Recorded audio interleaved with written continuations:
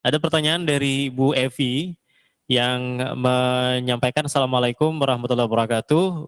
Barakallahu fikum Ustadz. Jika melihat sejarah, apa yang dilakukan oleh para muslimah di kondisi genting seperti ini dan bagaimana keterlibatan kami, para muslimah, dalam kemenangan Al-Quds? Syukran. Ibu-ibu tahukah bahwa yang hari ini ditugaskan kepada para ibu itu tugas pertama lahirkan anak sebanyak-banyaknya. Tahu nggak antum pembahasan itu? Ya, di negeri ini ibu-ibu malas ngelahirin, ya kan? Termakan oleh apalah itu teori-teori. Di medan jihad baru ketahuan Yaumul Furqannya. Oke, hari pembeda baru ketahuan. Ketika banyak korban, bahkan yang banyak korban bukan tentara, anak-anak kecil. Anak kecil banyak korbannya. Ya kan? Maka ibu-ibu diminta untuk melahirkan anak-anak dan Allah SWT memberikan keajaiban memang khusus di Gaza, bahkan tidak di tempat yang lain, di Palestina yang lain tidak diberikan. Nah, ini sebagaimana disampaikan oleh para ahli ilmu yang juga kita temui bahwa Allah SWT melahirkan anak-anak itu di sana kembar-kembar itu sangat banyak. Lahir kembar itu bukan cuma 2, kembar 3, kembar 4 dan itu sangat biasa. Begitu menurut ceritanya. Jadi ibu-ibu itu ditugaskan untuk melahirkan karena yang lahir adalah mujahid. Lahir 1 mujahid, lahir 4 mujahid. Gitu kan? Sekali lahiran kembar 4, lahiran ketiga kan sudah 12 kalau 4 kali 3 kan. Mulai lahir 12 mujahid. Jadi itu kenapa dalam Quran itu diungkap tentang tugas wanita hamil, melahirkan, menyusui itu bukan sehina yang dibahas di negeri ini. Ini tugas jihad yang sangat besar. Itu nyata di Palestina. Itu nyata di Palestina. Jadi nggak usah bicara yang tugas wanita di rumah itu luar biasa.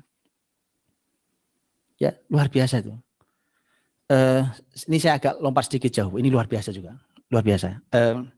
Saya pernah membaca tentang kalau Bapak Ibu tahu mujahid besar yang juga diabadikan dan ditakuti betul oleh penjajah Italia. Yaitu mujahid besar Palestina, mujahid besar di Libya, Umar Mukhtar yang ada filmnya itu,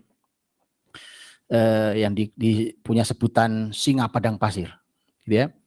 Itu kan, masya Allah, itu kan guru ngaji sama di Indonesia kan juga sama. Para mujahid yang membebaskan negeri ini kan juga para guru ngaji banyak, betul ya? Terulang, sudahlah, yakinlah terulang itu. Nah, Umar Mukhtar itu tulisan yang saya baca.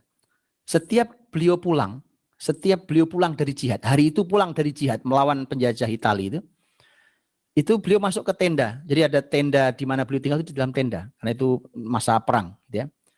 Itu kalau beliau datang, itu istrinya kan pintu tenda itu kan agak rendah gitu. Itu sama istrinya pintunya diangkat gitu oleh istrinya.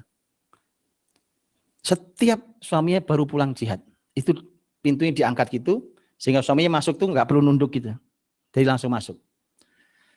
Kemudian dia tanya ke istrinya, kenapa setiap saya pulang jihad, itu kenapa kamu angkat pintu tenda? Jawabannya luar biasa. Lihat jawaban wanita.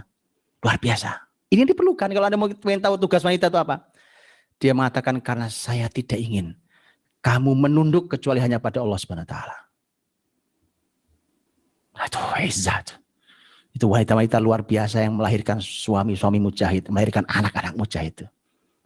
Ya. Jadi saya kasih satu tugas dulu deh. Tugasnya apa? Lahirkan banyak-banyak. Kalau nggak setuju ya sudah. Lahirkan anak sebanyak mungkin. Tapi harus dididik. Ya harus dididik lah, masuk anak kan dididik ya kan. Didiklah baik-baik ya kan. Pasti harus dididik kalau anak-anak.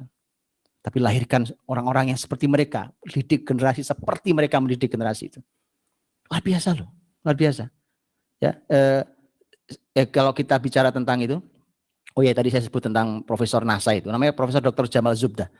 Itu kan beliau yang mengembangkan roket itu. Jadi roket yang tadinya hanya sekian 80 km kemudian sudah sampai ke 250 km itu termasuk beliau yang mengembangkan itu.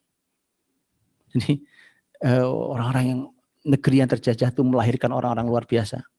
Padahal mereka dengan semua keterbatasannya. Ya. Dan artinya bahwa ayo fokus lagi pada tugas masing-masing. Kemudian kita bekerja sama dengan baik. Tugas wanita di mana, tugas laki-laki di mana. Ya, jangan dirusak tugas yang Allah berikan.